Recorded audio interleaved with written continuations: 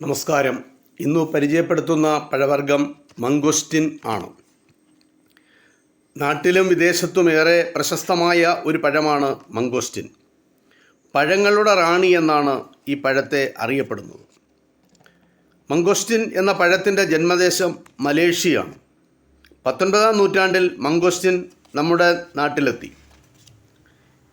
ഈ കേരളത്തിൽ ഈ പഴത്തിനോട് സാമ്യമുള്ള അടുത്ത ബന്ധമുള്ള മറ്റൊരു പഴമാണ് കുടംപുളി. കേരളത്തിൽ പലയിടങ്ങളിലായി മംഗോസ്റ്റിൻ വളരുന്നുണ്ട്. എന്നാൽ വ്യാവസായിക അടിസ്ഥാനത്തിൽ നമ്മൾ കൃഷി ചെയ്യുന്നില്ല. തമിഴ്നാട്ടിൽ കല്ലാർ, കുറ്റാലം, ബർലിയാർ എന്നീ സ്ഥലങ്ങളിൽ ധാരാളമായി വാണിജ്യാടിസ്ഥാനത്തിൽ മംഗോസ്റ്റിൻ കൃഷി ചെയ്യുന്നുണ്ട്. കടുത്ത ചൂടും കൊടും തണുപ്പും സഹിക്കാൻ പറ്റാത്ത ഒരു മരമാണ് മംഗോസ്റ്റിൻ. ഒന്നാന്തരം പോഷകമൂല്യമുള്ള മംഗോസ്റ്റിനിൽ മാംസ്യം, നാരുകൾ, കാൽസ്യം, ഫോസ്ഫറസ്, ഇരുമ്പ്, വൈറ്റമിൻ എ എന്നിവ ധാരാളം അടങ്ങിയിട്ടുണ്ട്.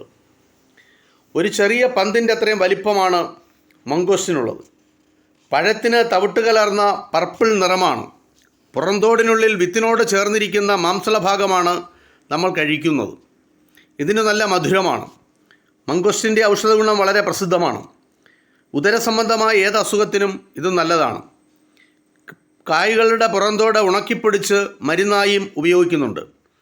കരൾ സംബന്ധമായ കുഴപ്പങ്ങൾ ഇല്ലാതാക്കുന്നതിനും ശരീരത്തിൻ്റെ ചൂട് കുറയ്ക്കാനും മംഗോസ്റ്റിൻ എന്ന പഴത്തിന് വലിയ കഴിവുണ്ട്. മംഗോസ്റ്റിൻ എന്ന പഴത്തെപ്പറ്റിയുള്ള ഒരു ചെറിയ വിവരണമാണ് നിങ്ങളുമായി പങ്കുവച്ചത്. നന്ദി, നമസ്കാരം.